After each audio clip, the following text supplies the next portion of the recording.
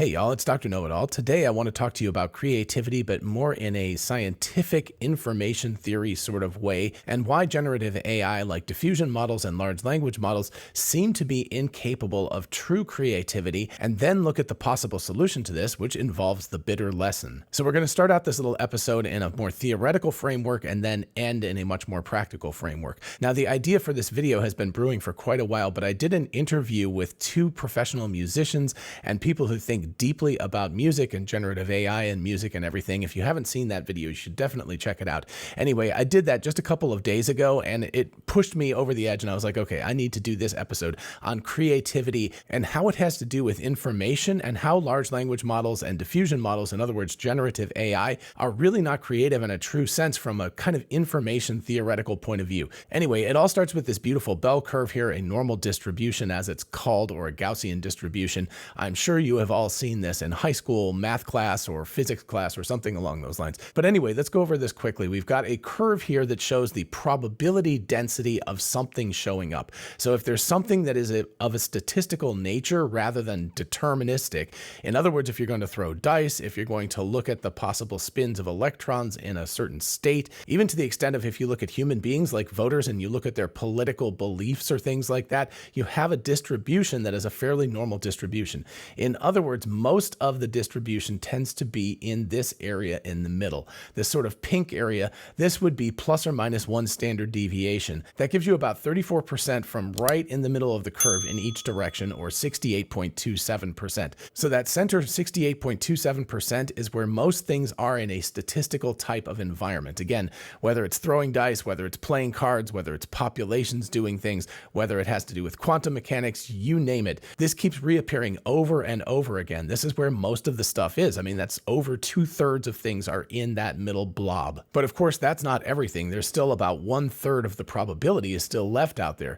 And then you get to the area with the sort of blue shoulders here, which is the second standard deviation. And here you can see that the two shoulders, the two blue patches here, collectively make up about 27% of the probability. So it's still pretty reasonable, right? You've got approximately 2/3 of the probability is in that first standard deviation, and then a little bit less than 1/3 of the probability is in the second standard deviation. But then of course you can keep going. There is the long tail that comes out here. And that's where we get to this green section here. So that's the third standard deviation, and I'm sort of covering up the right one, but it's equivalent on both sides. So you've got this third standard deviation, and you can see that the probability gets a lot smaller. We're looking at about 4% probability for things to show up in the green, but then we can keep stretching this out a long ways. Like this graph actually kind of dies off here, but you could go to the fourth standard deviation, the fifth standard deviation, the sixth standard deviation, and this can keep going out and out and out forever, right? It just can keep going to the left and to the right. And these probabilities get very, very small, but they are never zero. So what does this have to do with information theory and creativity? Well, for information theory, statistics are really, really dominant in terms of signal and noise. Claude Shannon famously put this down in his master's thesis. I think it was around 1939. I'm forgetting the exact year, but it was quite a while ago, approaching 100 years ago now. But his insight was that information is a signal and noise problem, and that there's an optimal amount of information in a particular message. So you can give a message that's just 1, 1, 1, 1, 1, 1, 1, 1, 1, 1, 1, right? It just keeps going forever. That is a really, really boring message that has very little information value because it's just the same number repeated over and over again. I can also give you information in the sense that I'm talking to you right now, or you could read a transcript, and if you speak and read English, you're going to look at that and say like, oh, there's a repeating pattern that I understand. There's information that I already understand, but within that known and repetitive information, there's also new information. There's stuff you didn't know before. And in fact, as I'm just making this up as I talk here, stuff that I didn't know either as I'm talking. I don't know exactly what's going to happen next. So that information is interesting because we've got a blend of stuff that we know. We've got things that are kind of in this general area in the middle here of this bell curve. And I'm stretching this just a little bit. He was much more concerned about signal and noise and error correction and things like that. But you can also sort of consider it like the information that we usually get in our normal lives kind of lives in this salmon colored area here. That's the general thing. We get a mix of new information and information that we already know, and we're fairly comfortable with that. If, as most of us have done, you've ever gone to school and you learn a new topic or something,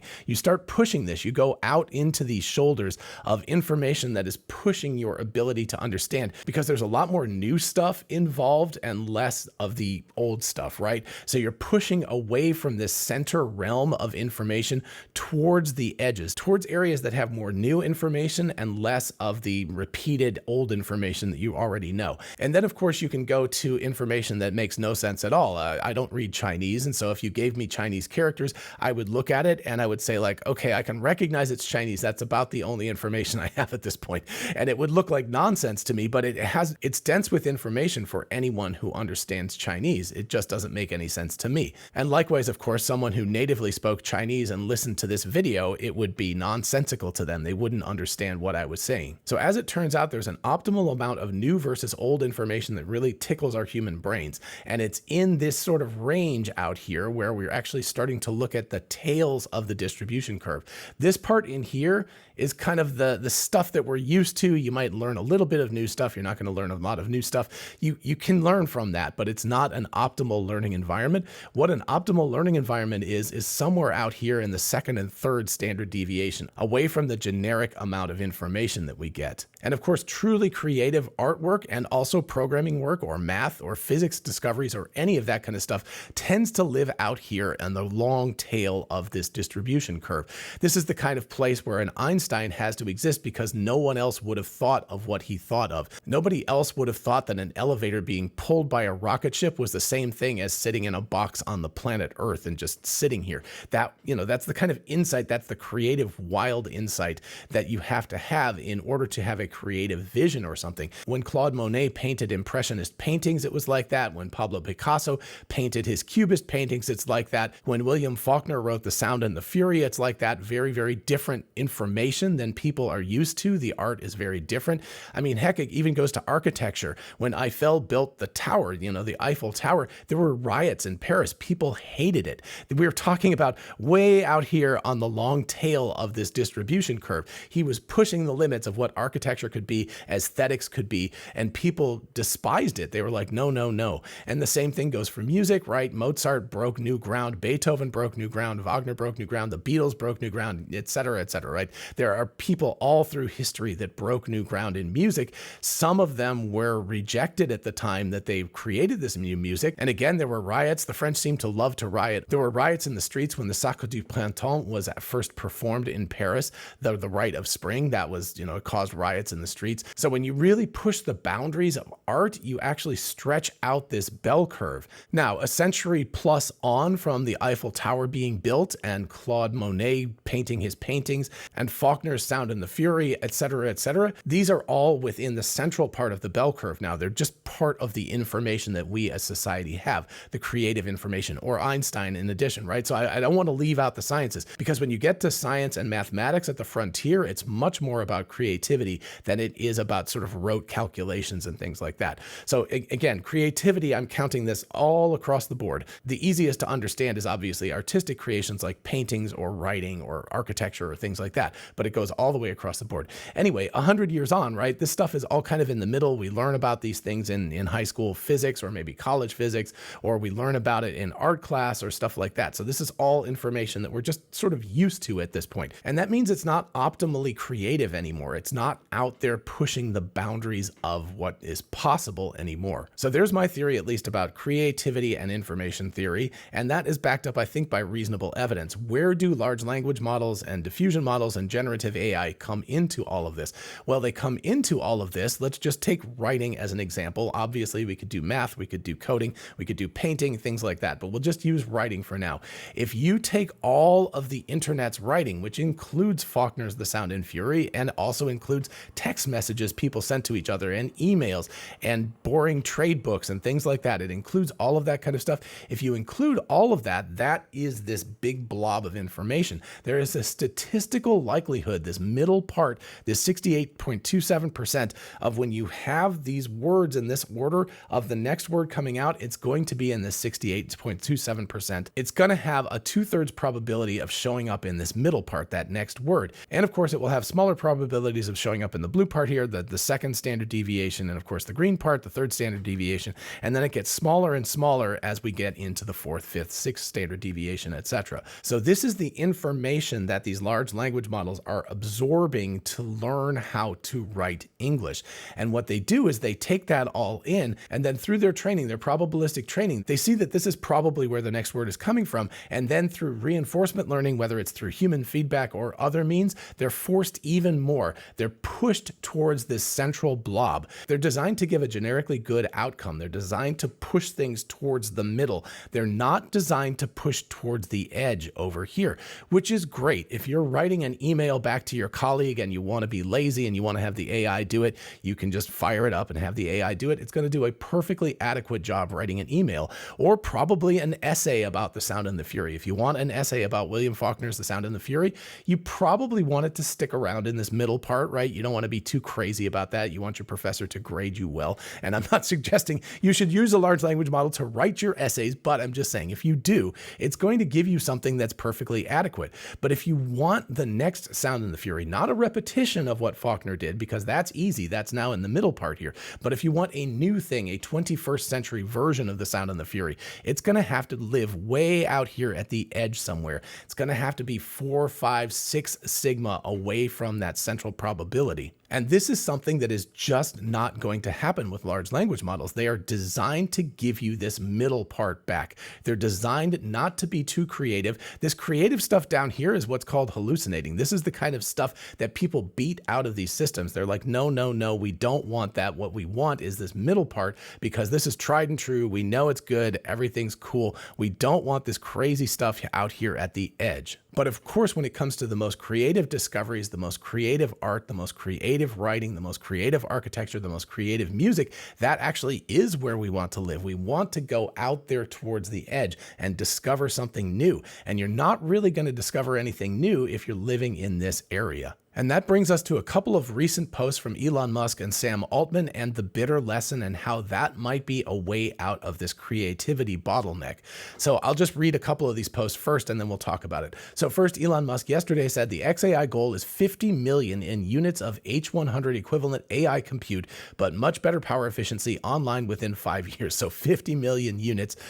Again, these numbers are just so mind-boggling. It's hard to even imagine that kind of stuff, but that's what he's talking about. Now, H100s, obviously, you get a couple of generations down the line, and they might be 3x the compute efficiency of the H100. But anyway, it's still a massive amount. And then just a couple of days ago, Sam Altman said, we will cross well over 1 million GPUs bought online by the end of this year. Very proud of the team, but now they better get to work figuring out how to 100x that, LOL. So he's saying that it's even going to go beyond that to 100 million units. Elon Musk is saying 50 million units. You know, we're talking about insane numbers here. And the bitter lesson is all about scalability. It's basically like you don't really have to worry about the architecture of what you're doing. If you can scale the data, if you can scale the compute large enough, you can solve any problem. It's the better way to go than the clever algorithm or a clever architecture or anything. Not that those are not useful, but that generally speaking, scalability is all you need. And just a quick shot of the Colossus 2 that Elon Musk shared with us. He calls it cable prawn, right? You can see the cabling stuff is absolutely insane. So these kinds of things are like, they're like NASA going to the moon in the 60s. These are kind of insane levels of stuff that they're doing. And that gets us to this final post. 230,000 GPUs, including 30,000 Grace Blackwell 200s, are operational for training Grok XAI in a single supercluster called Colossus 1.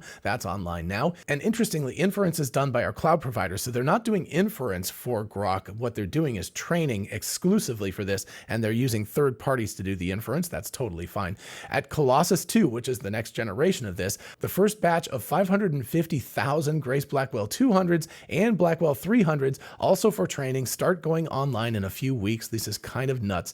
As Jensen Huang has stated, XAI is unmatched in speed. It's not even close. So you can see quite clearly here that XAI and OpenAI are competing in terms of just building out more and more of this infrastructure. Meta is doing that as well, and other companies around the world are doing that, although it's a pretty small handful of companies that have the money to throw at this problem to do this. But these companies are creating these incredibly huge clusters to train on. So how does that help us resolve creativity? And going back to this graph, the way it helps us resolve creativity is that when you have this kind of training capability, you don't have to only train it for this central part anymore. You could train specific models, specific experts that are creativity experts. So the way most of these models work at this point is they're a mixture of experts. So if you have a trillion parameter large language model or something, it's not running all 1 trillion parameters at one time. What it has is a dispatcher model, right? You ask a question like, hey, can you answer this math question for me? The dispatcher model looks at the original question and goes like, aha,